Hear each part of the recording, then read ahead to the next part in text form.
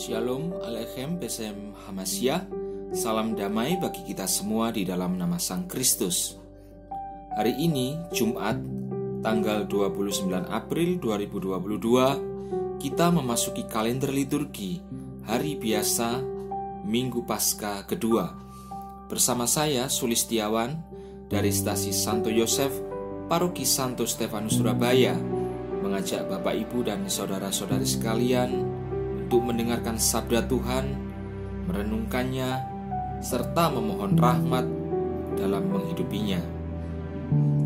Maka marilah kita hening sejenak, kita mengawali ibadat singkat hari ini dengan berdoa. Dalam nama Bapa dan Putra dan Roh Kudus. Amin.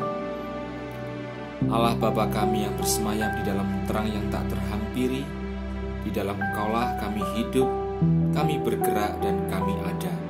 Oleh sebab itu kami haturkan puji syukur dan terima kasih atas segala kebaikan yang datang daripadamu atas hidup kami, sehingga sampai pada hari ini kami masih Kau beri kesempatan untuk hidup, agar kami boleh bertobat dari segala kesalahan dan dosa-dosa kami.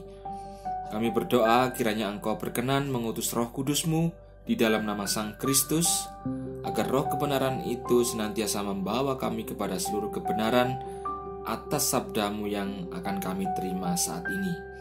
Demi Kristus pengantara kami. Amin. Semoga Tuhan beserta kita sekarang dan selama-lamanya. Inilah Injil Yesus Kristus menurut Yohanes. Dimuliakanlah Tuhan. Injil Yohanes bab 6 ayat 1 sampai dengan 15.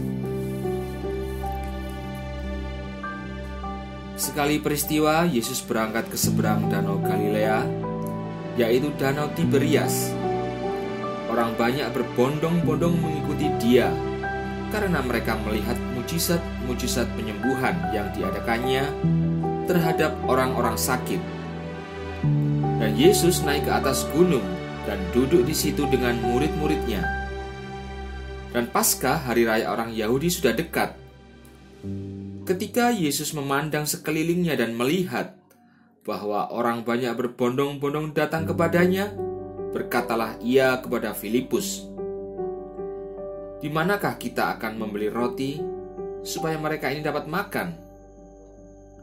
Hal itu dikatakannya untuk mencobai Dia, sebab Ia sendiri tahu apa yang hendak dilakukannya. Jawab Filipus kepadanya, "Roti seharga 200 dinar tidak akan cukup untuk mereka ini, sekalipun masing-masing mendapat sepotong kecil saja."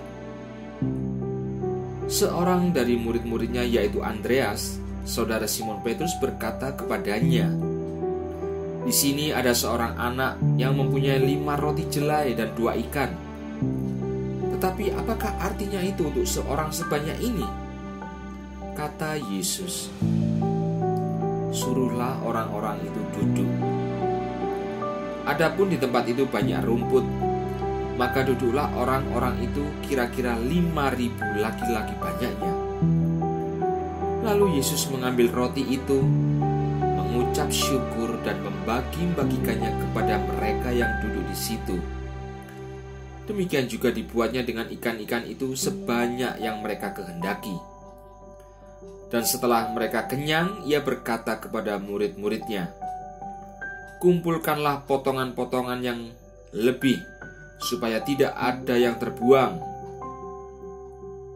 Maka mereka pun mengumpulkannya dan mengisi 12 bakul penuh dengan potongan-potongan dari kelima roti jelai yang lebih setelah orang makan.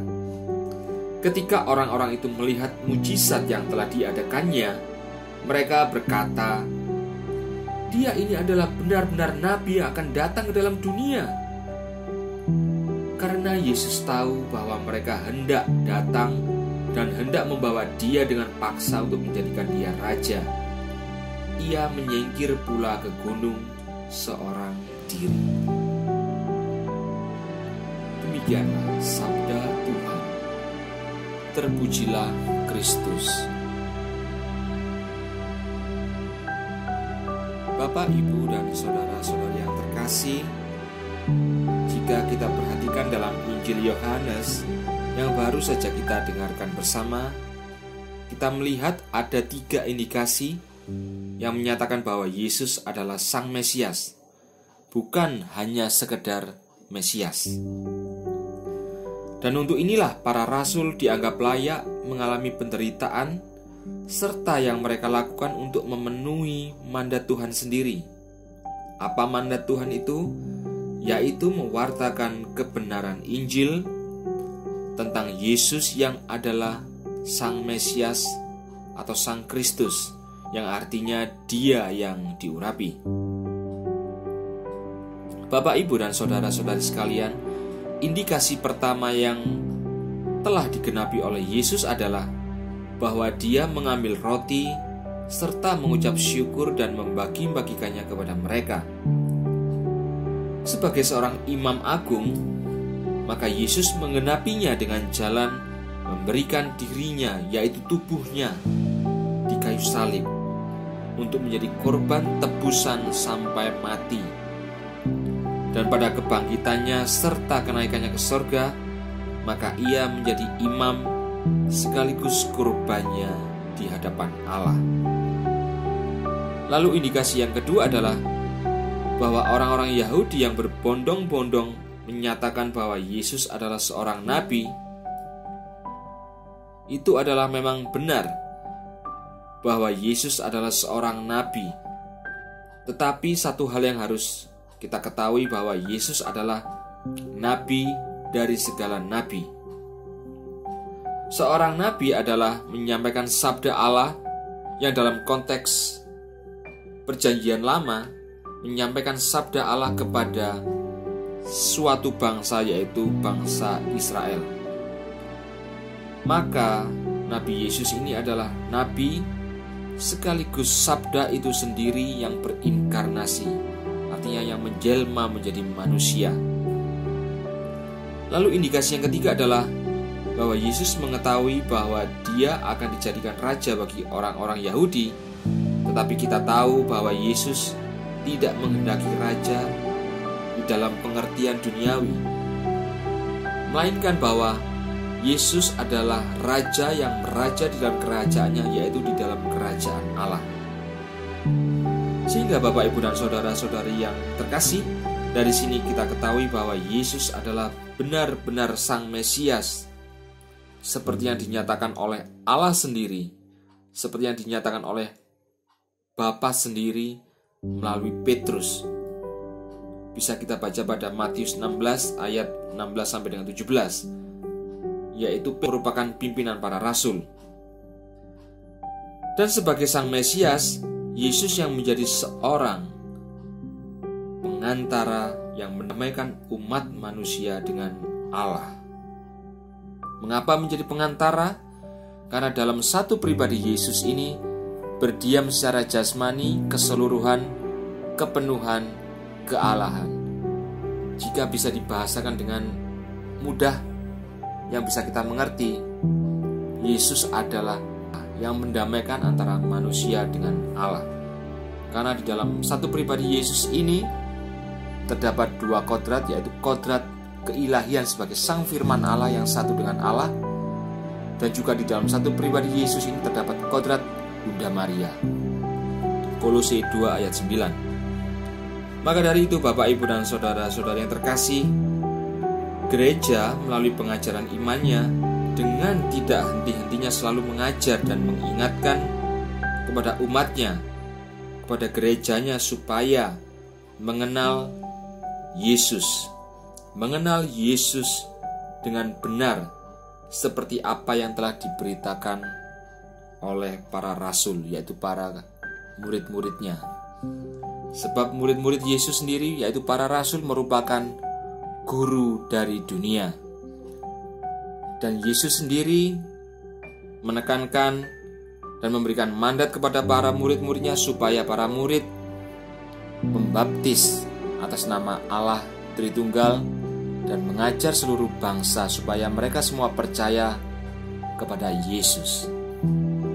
Sehingga Bapak, Ibu, dan saudara-saudari yang terkasih, semoga renungan yang singkat ini yang kita dengarkan bersama semakin meneguhkan iman kita sebagai orang Katolik, dan semoga kita berbuah di dalam kehidupan kita, sehingga kita berbuah di dalam roh, agar apa yang kita wartakan dan juga apa yang menjadi pelayanan kita menjadi berkat bagi sesama, dan buah-buah kita yang menghasilkan ini bisa dinikmati oleh umat yang lain.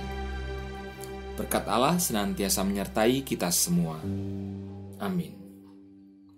Marilah berdoa.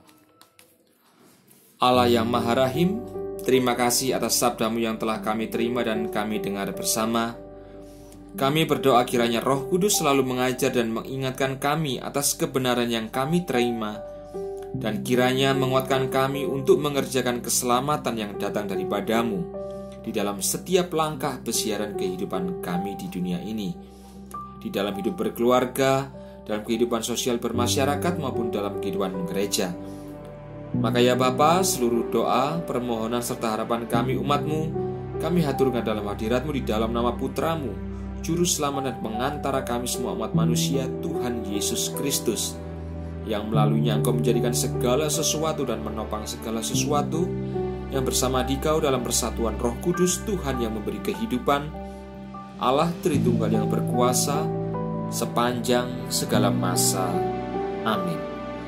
Kemuliaan kepada Bapa dan Putra dan Roh Kudus, seperti pada permulaan, sekarang, selalu dan sepanjang segala abad. Amin. Dalam nama Bapa dan Putra dan Roh Kudus. Amin.